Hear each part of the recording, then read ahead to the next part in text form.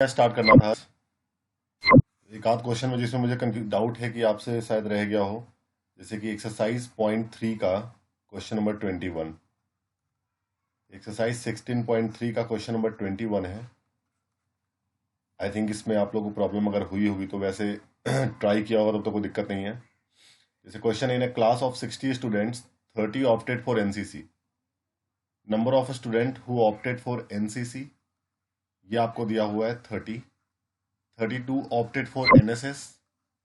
Clear है? तो number of student who opted for NSS ये आपको दिया हुआ है 32। एंड कहा जा रहा है 24 ऑप्टेड फॉर बोथ। बोथ का मतलब क्या हो गया कि NCC intersection NSS. NCC intersection NSS. Clear है? ऑप्टेड फॉर बोथ का मतलब हो गया दोनों का इंटरसेक्शन। अब फर्स्ट पार्ट में कहता है कि स्टूडेंट्स ऑप्टेड फॉर एनसीसी और एनएसएस। ठीक है, तो एनसीसी और का मतलब क्या हो गया आपका? यूनियन निकालना है। NCC union NSS. और का मतलब यूनियन होता है ना। So this is equal to number of people in NCC plus number of people in NSS minus number of people in NCC intersection NSS. All right, put all the values. You got 30 plus 32 minus 24. So you got 38. तो पहले का answer तो 38 हो गया। Second में ध्यान से देखना क्या हो रहा है। सेकंड क्वेश्चन में कहता है student has opted neither NCC nor NSS. Neither NCC nor NSS का मतलब क्या हुआ कि ना तो उनने उस पर एनसीसी ऑप्ट किया हो ना तो एनएसएस ऑप्ट किया हो। ठीक है, तो हमें निकालना है कि one second, neither NCC nor NSS का मतलब क्या हो जाएगा? दोनों का dash, NCC dash intersection NSS dash, NCC dash intersection NSS dash, यही होगा ना। नीदर इन नॉर बी का मतलब यही था। और इसको मैं डी मॉर्गन रूल से कह सकता हूं एनसीसी यूनियन एनएसएस होल का dash and this is equal to 1 minus. ठीक है, सॉरी हमें प्रोबेबिलिटी निकालना था, यहाँ पे थोड़ी सी गलती हो गई है, थोड़ी सी मिस्टेक हुई है, अभी बता रहा हूँ, क्लियर कर रहा हूँ इसको। मैं सेट मान के इसको कर दिया था, हमें ये निकालना था। ठीक है, तो बाई फॉर्मूला प्रोबेबिलिटी आएगा यहाँ पे, जो मैंने number of element by mistake लिख दिया था। अच्छा, प्रोबेबिलिटी ऑफ एनसीसी क्या होगा कि एनसीसी में 30 बंदे हैं, टोटल हमारे पास 60 स्टूडेंट्स है, तो 30/60 हो जाएगा। वैसे ही एनएसएस की प्रोबेबिलिटी क्या होगी? एनएसएस में 32 है, टोटल 60 है, 24/60 सिमिलरली। ठीक है, तो द आंसर वुड बी 38/60। ठीक है, अब हमें ये निकालना है, इसको मैं कह सकता हूं 1 minus probability of NCC union NSS. So this is 1 minus 38/60। ठीक है, सो this is what 22/60 is your answer. ठीक है, थर्ड पार्ट की बात कह रहा है student who has opted NSS but not NCC. NSS ले रखा हो बट एनसीसी नहीं ले रखा हो, तो अगर मैं De Morgan like Venn diagram से करूंगा, तो वेन डायग्राम को ध्यान से समझना आप लोग। ये मेरा सपोज दैट एनसीसी है, ठीक है, और ये हमारा सपोज एनएसएस है। हमें ये वाला रीजन निकालना है जिनके पास सिर्फ एनएसएस हो, एनसीसी ना हो। ठीक है, तो इसका मतलब क्या हो जाएगा कि इसको मैं कह सकता हूं हमें निकालना है probability of NSS but not NCC. कोई मुझे बताना चाहेगा ये क्या होगा इसका answer? Any one of you? Probability of NSS minus probability of NCC intersection NSS. Exactly बेटा, अगर मैं एनएसएस में से ये जो पूरा एनएसएस है इसमें से मैं इसको माइनस कर दूं, यानी दोनों के कॉमन को, तो आ जाएगा ना वो वाला पोर्शन। मतलब इसको मैं कहूंगा probability of NSS minus probability of NCC intersection NSS. ठीक है, तो प्रोबेबिलिटी ऑफ एनएसएस हमारा क्या दिया हुआ है? 32/60, और दोनों के कॉमन की प्रोबेबिलिटी क्या है? 24/60। सो the answer is 8/60। That is your answer. Alright, ठीक है। Yes, sir.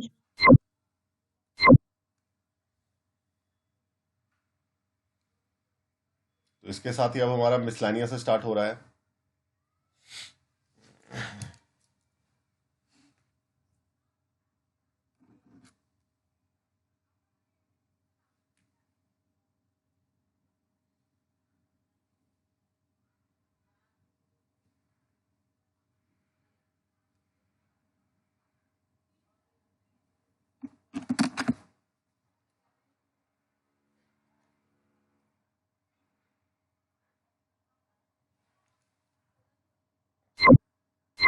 will give. Take out miscellaneous.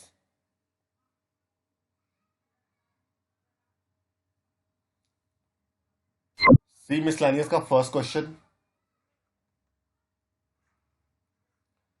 A box contains 10 red marbles. ठीक है, एक बॉक्स में हमारे पास 10 रेड मार्बल्स हैं, 20 ब्लू मार्बल्स हैं एंड 30 ग्रीन मार्बल्स हैं. ठीक है,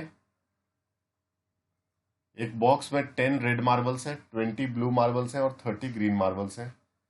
5 marbles are drawn from the box.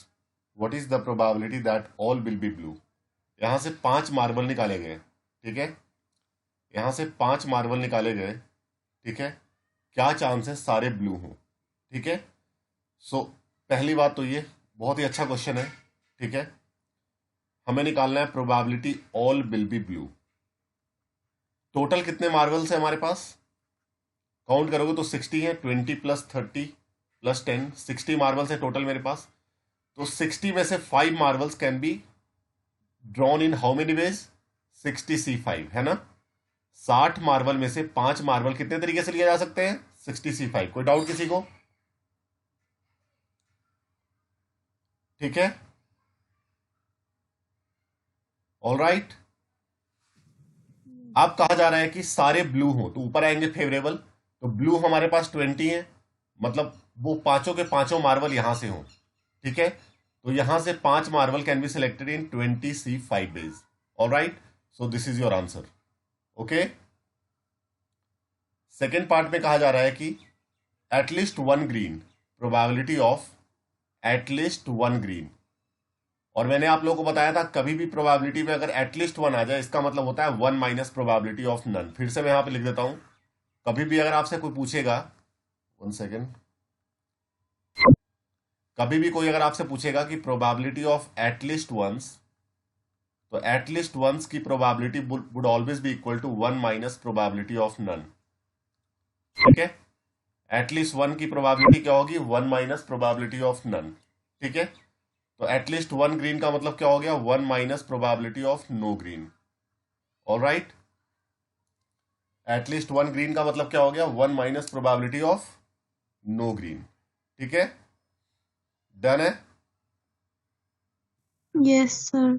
अच्छा, अब नो ग्रीन का मतलब क्या हो गया? पांचों के पांचों ग्रीन ना हो, मतलब ग्रीन के अलावा हो, यहां से पांचों ना हो.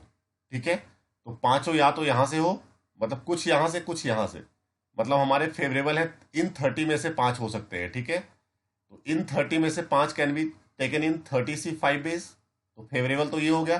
और नीचे आएंगे टोटल नंबर ऑफ वेज, तो टोटल 60 है. 60 में से 5 can be taken in 60C5 ways. All right, any problem?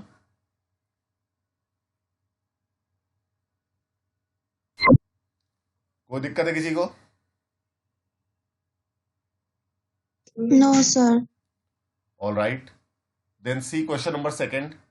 Simplify आप लोग खुद कर लेंगे. सेकेंड क्वेश्चन में कहता है 4 cards are drawn from a well shuffled deck of 52 cards. 52 card में से हमने 4 कार्ड निकाले. क्या चांस है कि 3 डायमंड हो, 1 स्पेड हो? तो आपको पता है ना 52 में से डायमंड कितने होते हैं? डायमंड होते हैं 13. ठीक है, बाकी जो 39 होते हैं, खैर उसकी आवश्यकता नहीं है हमारे पास. स्पेड की बात हो रही है तो स्पेड हम लिखेंगे. 13 होते हैं स्पेड. कोई दिक्कत है किसी को? बाकी 13 कुछ और होता है. 13 एक हार्ट्स होता है, एक क्लब होता है ना. क्लियर है? समझ रहे हो? Just hold down. हाँ दित्या,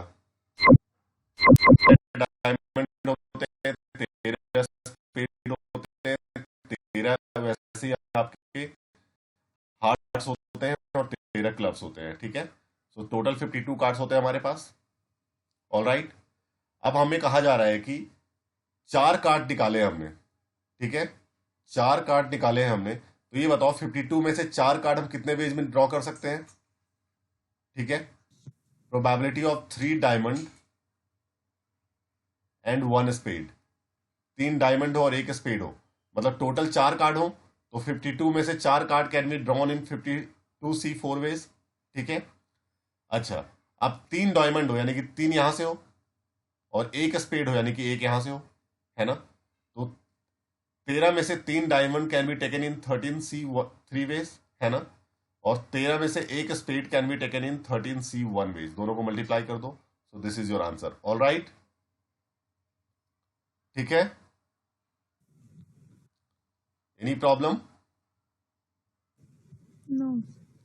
तो 13 डायमंड में से 3 diamond can be taken in 13C 3 ways, और 13 स्पेड में से 1 spade can be taken in 13C 1 ways, ठीक है। तो ऊपर तो फेवरेबल हो गया, नीचे टोटल 52 में से 4 can be taken in 52C 4 ways. All right, कोई दिक्कत?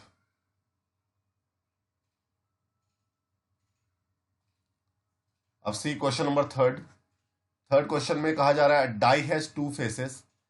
मतलब एक डाई जो है ना, नॉर्मल डाई नहीं है 1 2 3 4 5 6 वाला, इसमें कहा जा रहा है कि 2 फेस पे 1 लिखा हुआ है, 1 लिखा हुआ है 2 फेस पे, ठीक है। एक सेकंड यार, हेलो, हाँ क्या हुआ? तो मैं क्या क्या कह रहा था आपसे कि एक एक कहाँ गायब हो गया ये? तब तक इसको नोट करो आप लोग, गायब हो गया।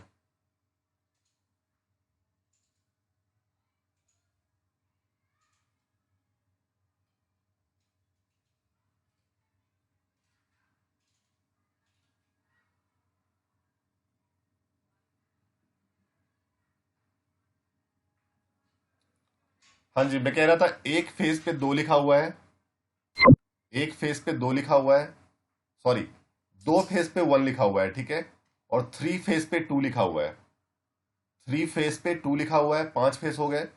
उसके बाद एक फेस पे 2 लिखा हुआ है, 2 on and 1 face with number 3, एक फेस पे 3 लिखा हुआ है, ठीक है। टोटल 6 फेसेस हो गया ना? कोई दिक्कत है किसी को? मतलब 2 फेस पे 1 लिखा हुआ है, 3 फेस पे 2 लिखा हुआ है, और एक फेस पे 3 लिखा हुआ है, ठीक है। हमने इसको फेंका, तो पहला कह रहा है 2 आने का चांस क्या होगा, तो 2 कितने फेस पे है? 3 फेस पे है, टोटल 6 होते हैं, सो द आंसर इज 1/2।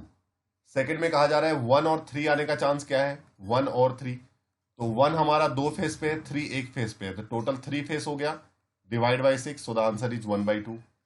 थर्ड में कह रहा है नोट 3, थर्ड में कह रहा है नोट 3, 3 ना है, तो किसी भी चीज के नहीं होने का चांस क्या होता है? 1 माइनस उसके होने का चांस, तो 3 नहीं आने का चांस क्या होगा? 1 माइनस 3 आने का चांस, और 3 आने का चांस क्या होगा? 3 एक फेस पे है, तो फेवरेबल 1 है, और total 6, so the answer is 5/6। All right,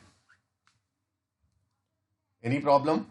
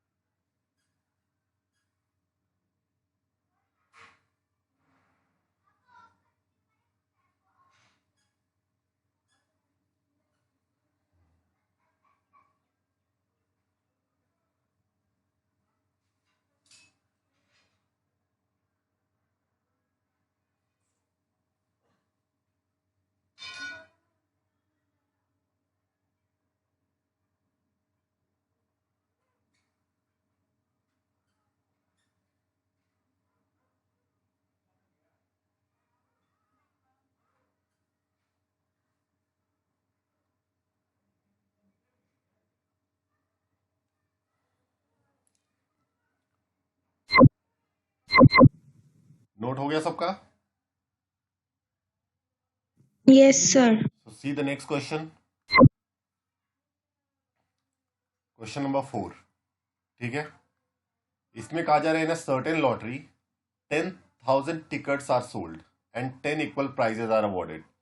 10,000 total ticket बेचे गए, जिसमें 10 पे प्राइज है, 10 प्राइजेस है, यानी बाकी जो टिकट है 9,990, ये नो प्राइज वाले हैं।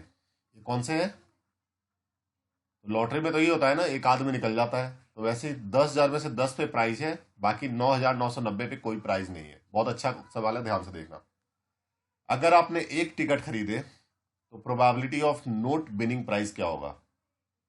If if you by 1 ticket,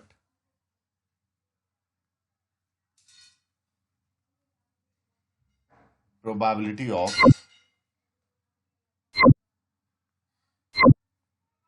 probability of not winning क्या होगा, प्राइज नहीं जीतने का चांस क्या होगा। तो देखो भाई 10,000 में से एक टिकट कितने तरीके से खरीदे जा सकते हैं, 10,000 C1, और प्राइज नहीं जीतने का चांस है, यानी वो एक टिकट यहां से होना चाहिए, वो एक टिकट कहां से होना चाहिए, है ना, प्राइज नहीं जीतने का चांस है ना, तो वो एक टिकट यहां से होना चाहिए, और यहां से एक ticket can be bought up in this much page. All right, कोई दिक्कत है किसी को, any problem? No, sir. If you buy 2 tickets, अगर आपने 2 टिकट खरीदे तो इस केस में प्रोबेबिलिटी ऑफ नॉट विनिंग क्या हो जाएगा, प्राइज नहीं जीतने का चांस क्या हो जाएगा। 2 टिकट खरीदे हैं तो 10,000 में से 2 tickets can be bought in this much ways, ठीक है, और नहीं जीतने का चांस है, मतलब वो 2 टिकट नहीं जीतने वाली नो प्राइज वाले पोर्शन से होना चाहिए, यानी कि 9,990 में से 2 टिकट होना चाहिए with can be bought up in this much ways. All right, ठीक है। फिर अगर हम पार्ट सी की बात करें तो इफ यू बाई 10 टिकट्स, अगर आपने 10 टिकट खरीदे हैं, बहुत अच्छा सवाल है, इफ यू बाई 10 टिकट्स, तो इस केस में प्रोबेबिलिटी ऑफ नॉट विनिंग क्या हो जाएगा, probability of not winning, 10 ticket खरीदे हैं तो 10,000 में से 10 ticket can be bought up in this much ways, नहीं जीतने का चांस है नहीं, वो 10 टिकट नो प्राइस से होना चाहिए, तो नो प्राइस यानी कि 9,990 से 10 ticket can be bought up in this much ways. All right, ठीक है, एनी प्रॉब्लम? इसी केस में अगर बोलूं कि जीतने का चांस, पहले वाले पार्ट में बोलता हूं कि प्रोबेबिलिटी ऑफ विनिंग क्या होगा, जीतने का चांस क्या होगा, ठीक है। तो 1 टिकट खरीदा है आपने, हालांकि it's not part of question, मैं अपनी मर्जी से बता रहा हूं कि आपने 1 टिकट खरीदा है तो जीतने का चांस क्या होगा, तो नीचे तो वही रहेगा कि 10,000 में से 1 ticket can be bought up in this ways, क्योंकि जीतने का चांस है तो वो 1 टिकट यहां से होना चाहिए 10 में से 10C1. 10C1। अगर मैं इस केस की बात करूं तो प्रोबेबिलिटी ऑफ विनिंग क्या हो जाएगा इस केस में, ठीक है। अगेन 2 टिकट खरीदे हैं आपने तो 10,000 में से 2 ticket can be bought up in 10,000 C2 base, जीतने का चांस निकालना है तो वो 10 टिकट, 2 टिकट इन 10 में से होना चाहिए जिसमें प्राइस है, सो इन 10 में से 2 ticket can be bought in 10C2 base. Last part की बात करूं इस केस में प्रोबेबिलिटी ऑफ विनिंग क्या होगा, ठीक है। तो अगेन 10 टिकट खरीदे हैं आपने तो 10,000 में से 10 ticket can be bought up in this much ways, जीतने का चांस है तो 10 टिकट यहां से होना चाहिए 10 में से, तो 10C1 बेस, सॉरी 10C10।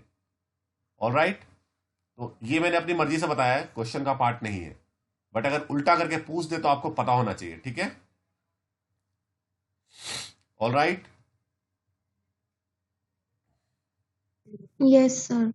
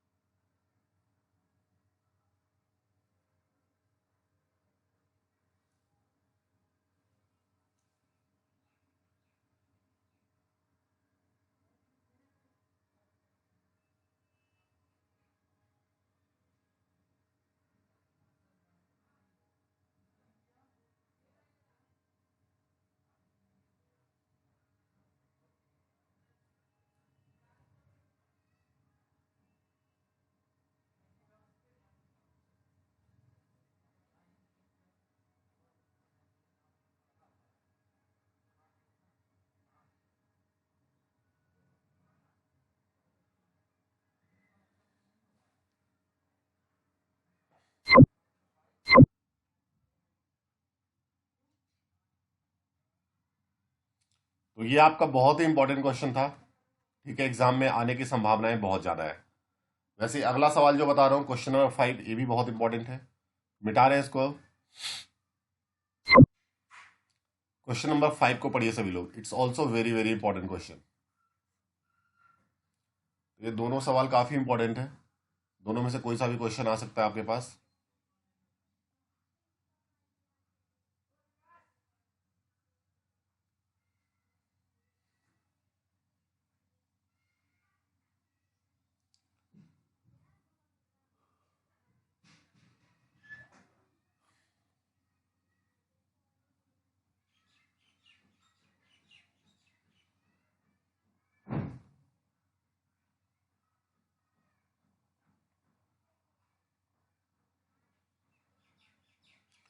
हाँ जी, देखिए इसका क्या होगा, क्वेश्चन पढ़ लिया होगा आपने।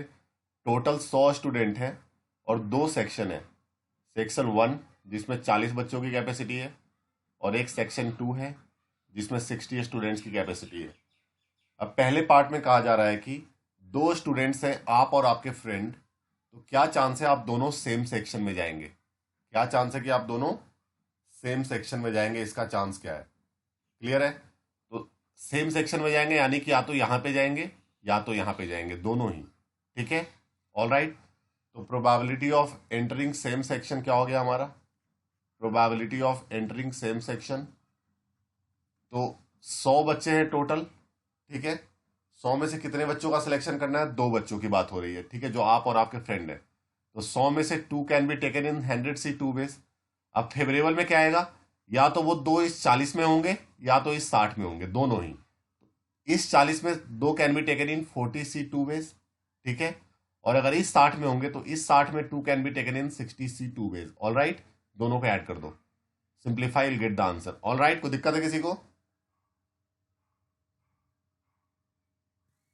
No, sir. अब बी पार्ट में कहा जाए प्रोबेबिलिटी एंटरिंग डिफरेंट सेक्शन, वो दोनों ही अलग सेक्शन में, अलग अलग सेक्शन में जाए, मतलब एक अगर 1 में जाए तो दूसरा 2 में जाए, एंड सो ऑन। तो probability of entering different section क्या हो जाएगा? This would be equal to 1 minus probability of entering same section. ठीक है, क्लियर है कि दोनों से, तो 1 माइनस सेम सेक्शन का आपने निकाला था, माइनस कर दो, तो 40 C2 plus 60 C2 divide by 100 C2। Okay,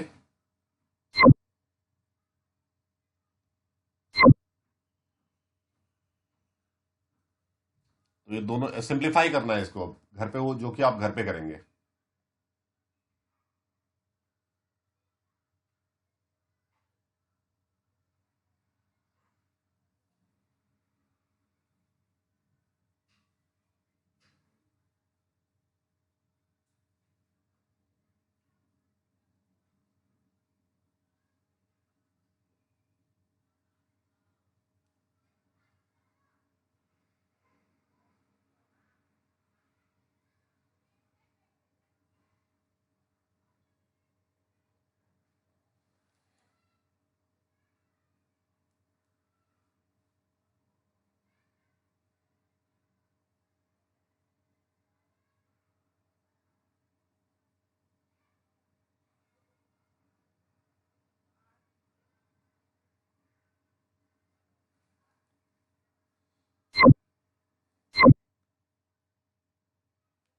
C question number 6,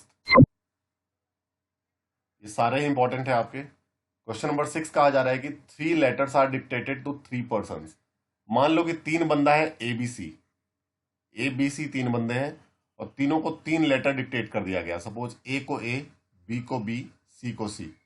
तो इस तरह से कितने तरीके से पहले तो डिक्टेट कर सकते हो? पहले तो आप ये देख लो, तो सैंपल स्पेस पहले निकालना होगा। तो ऐसा हो सकता है कि A को A दिया गया, B को B दिया गया और C को C दिया गया। एक तो ये केस हो सकता है, ठीक है। एक ऐसा हो सकता है कि A को A दिया गया, B को C दिया गया और C को B दिया गया, ऐसा भी हो सकता है।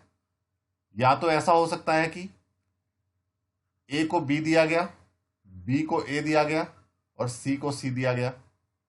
या तो ऐसा हो सकता है कि A को C दिया गया, B को B दिया गया और C को A दिया गया। क्लियर है?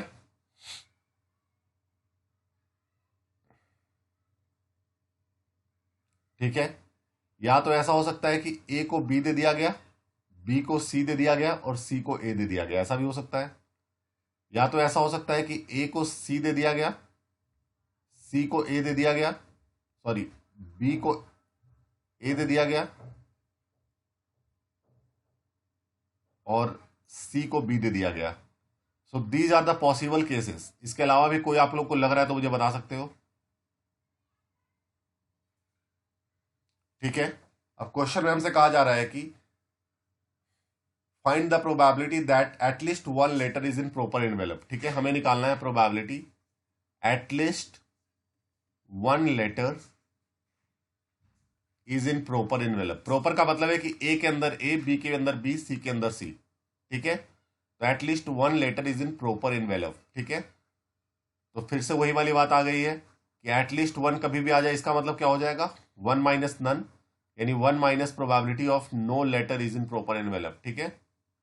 No letter is in proper envelope, ठीक है, ओके। इसका मतलब क्या हो गया, वन माइनस कोई भी प्रॉपर में ना हो, तो कोई भी प्रॉपर में तो सिर्फ ये वाला है और ये वाला है, इसमें कोई भी प्रॉपर एनवेलप में नहीं है कि नहीं है। फेवर में सिर्फ दो है और टोटल सिक्स है, सो this is you got 4/6, so the answer is 2/3। All right, any problem?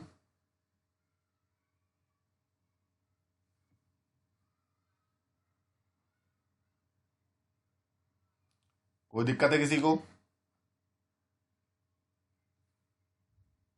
No, sir. इसके बाद 7th क्वेश्चन आपके लिए होमवर्क है, सी क्वेश्चन नंबर 8th। एट्थ को ध्यान से आप लोग पढ़ो।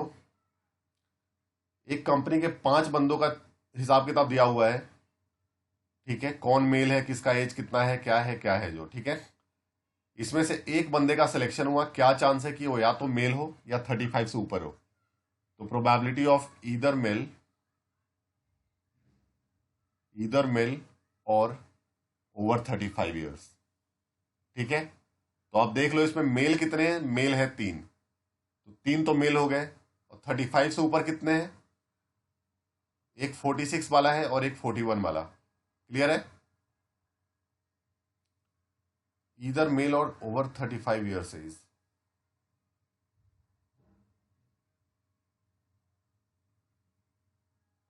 एग्जैक्टली। तो या तो मेल हो, ठीक है, तो मेल तो हमारे पास 3 है, और 35 से ऊपर 2 लोग हैं, एक तो है 46 वाला, एक 41 वाला। तो 41 वाला तो ऑलरेडी मेल में काउंट हो गया है, तो हम इसलिए एक ही ज्यादा लेंगे 35 से ऊपर। तो टोटल बंदे हो गए 4 फेवरेबल, और टोटल ग्रुप में है 5, सो the answer is 4/5। All right, ठीक है।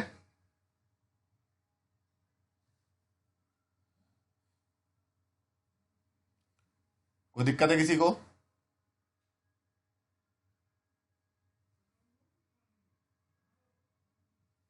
नाइन्थ क्वेश्चन अभी बता रहा हूं, उससे पहले 10th देख लो आप क्या है।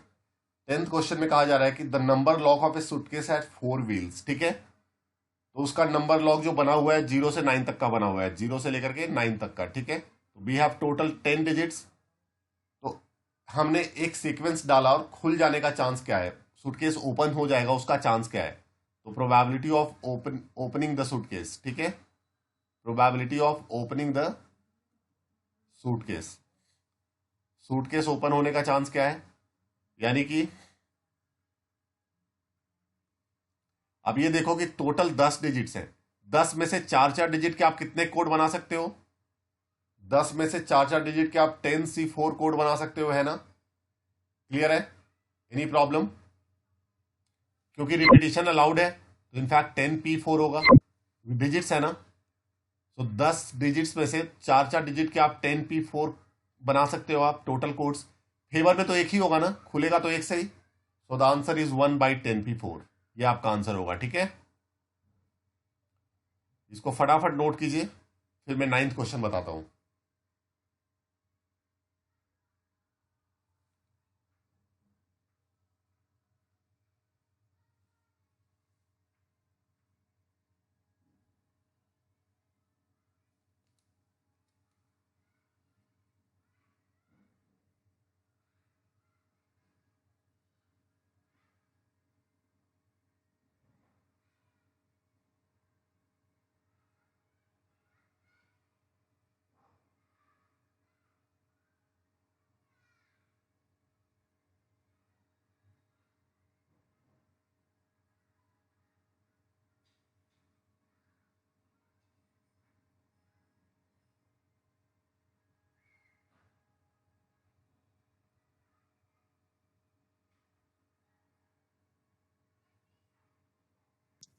Sir, हम्म sir मुझे 8th क्वेश्चन समझ नहीं आया। 8th क्वेश्चन में क्या हो गया, मेल हो या 35 से ऊपर हो, तो देखो मेल कितने हैं और 35 से ऊपर कितने हैं, तो मेल है टोटल 3 बंदे हैं, टोटल मेल है ना। Yes sir. और 35 से ऊपर कितने हैं, सर मेल तो 1 है 35 से ऊपर। तो मेल एक ही है ना, बस तो 3 और 1 4 हो गए। मतलब नहीं मेल ही नहीं, कोई भी 35 से ऊपर हो, या तो मेल हो या 35 से ऊपर हो, ठीक है। Okay sir.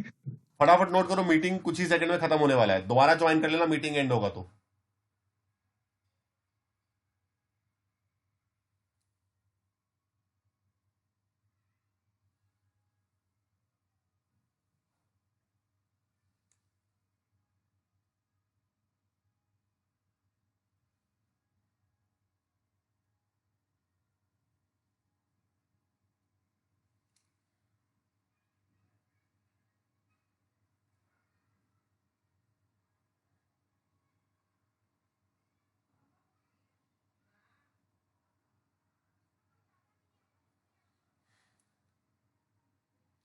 नोट कर लिया सबने।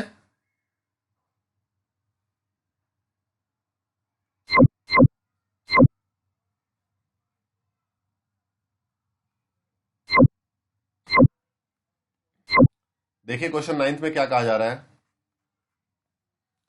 यहां पे कहा जा रहा है कि 4 digit numbers greater than 5000 are randomly formed from the digits 01357 01357, ठीक है। What is the probability of forming a number divisible by 5? What is the probability of forming a number divisible by 5? मतलब 5 से डिविजिबल नंबर होने का chance क्या अगर digits का repetition allowed हो, तो फर्स्ट पार्ट में कहता है रिपीटिशन अलाउड है, रिपीटिशन अलाउड है। तो ये सोचो पहली बात कि मैं पहले टोटल नंबर्स निकालता हूं 5000 से बड़े, 5000 से बड़े, बी केयरफुल। तो 5000 से बड़े जो नंबर होंगे गारंटेड या तो 5 से स्टार्ट होंगे या तो 7 से स्टार्ट होंगे, है ना, क्लियर है। तो 5 से स्टार्ट होने वाले नंबर कितने होंगे, मतलब आप ये देख लो कि टोटल 4 डिजिट्स वाले 5000 से बड़े अगर होंगे तो वो सिंपली हम ले लेते हैं यहां पे ग्रेटर देन 5000, है ना।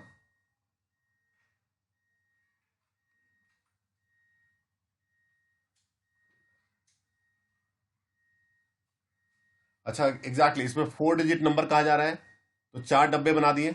अब देखो क्योंकि नंबर्स गारंटीड हमारे 5 या 7 से स्टार्ट हो सकते हैं, यानी इस प्लेस को मैं 2 तरीके से फिलअप कर सकता हूं ना, इधर 5 और 7, क्लियर है। वो दिक्कत है किसी को, जहां पे डाउट हो मुझे वहीं पे रोक देना, ठीक है। तो this place can be filled up in 2 ways, all right, ठीक है। Yes sir. बाकी यहां पे कुछ भी आ सकता है, पांचों में पांचों, यहां पे कुछ भी आ सकता है, पांचों डिजिट में से यहां पे भी कुछ भी आ सकता है, ठीक है। So total 4 digit numbers, total sir last वाले में भी तो 2 आ सकते हैं ना। लास्ट में 2 क्यों आएगा, लास्ट में तो कुछ भी हो जाए, 5000 से बड़े चाहिए ना।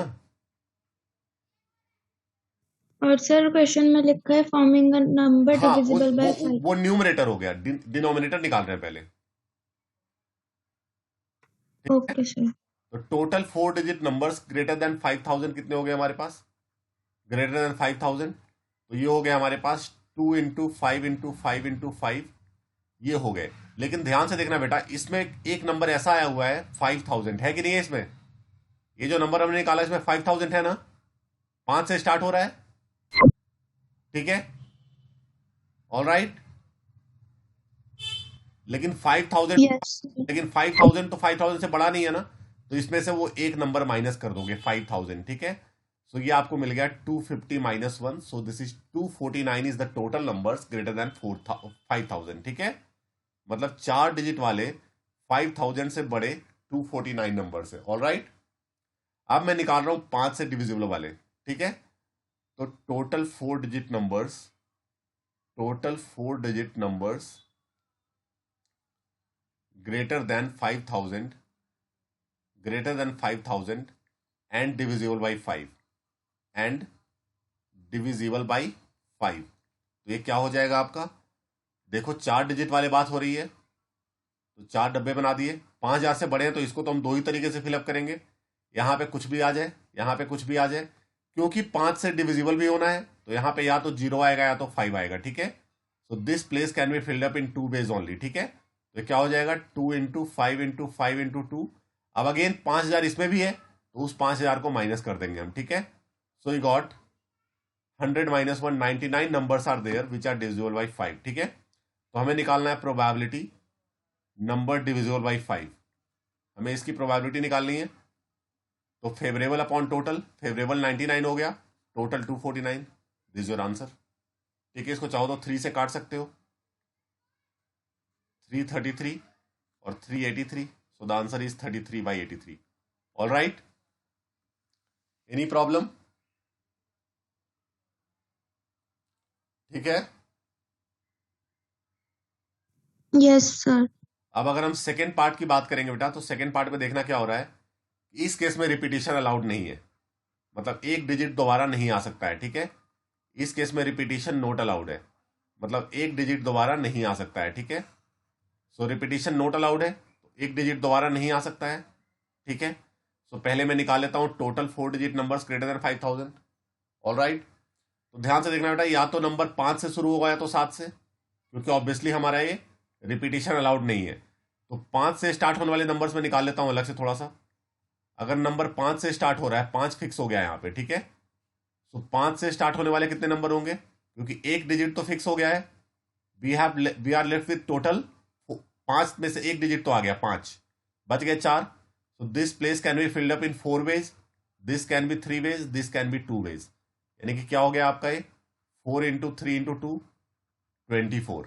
ऑल राइट, अब 7 से स्टार्ट होने वाले नंबर कितने होंगे, 7 से स्टार्ट होने वाले, तो पहले 7 को फिक्स कर दिया, फिर से वही वाली बात हो गई, 4 डिजिट्स हैं अवेलेबल, यानी this place can be filled up in 4 ways, this can be 3 ways, this can be 2 ways। सो 4 3 2, यानी कि अगेन 24, तो टोटल 48 आ गया हमारे पास। तो टोटल नंबर्स तो 48 है, ठीक है, टोटल नंबर्स 48 है, जो कि तो total 4 digit numbers greater then 5,000 क्या हो गया, ग्रेटर देन 5,000, ये तो हो गया हमारा 24 + 24 48, ये तो हमारा डिनोमिनेटर आ गया। अब बात करते हैं न्यूमरेटर की। न्यूमरेटर के लिए क्या होगा हमारा, कि अब सेकेंड पॉइंट पे आता हूं, कि टोटल 4 डिजिट नंबर्स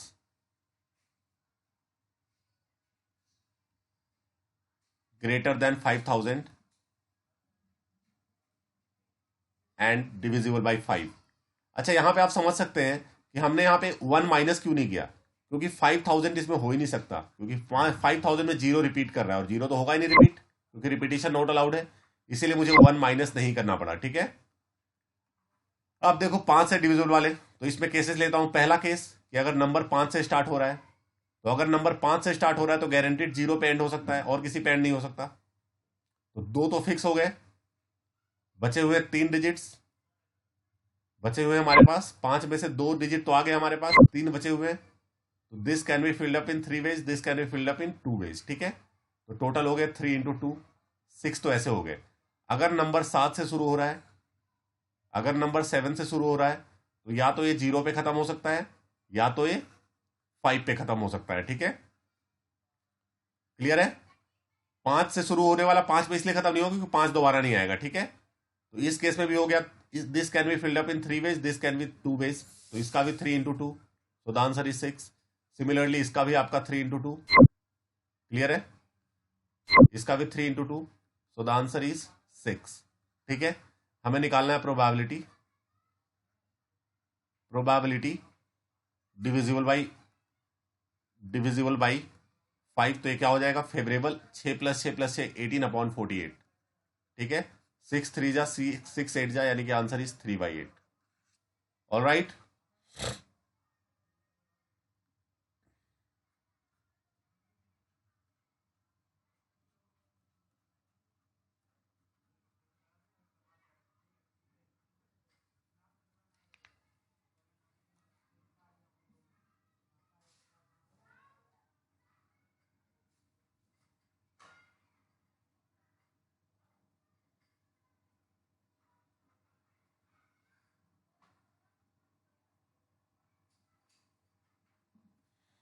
डन है।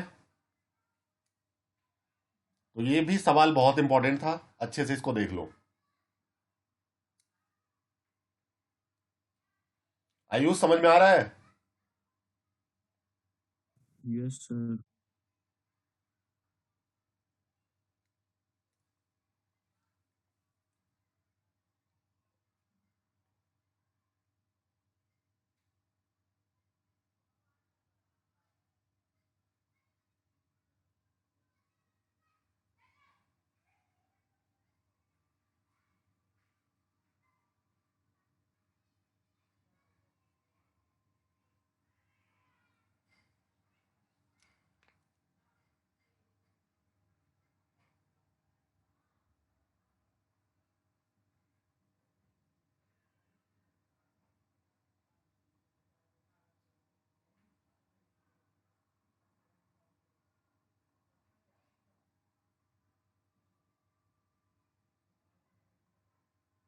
want to say something?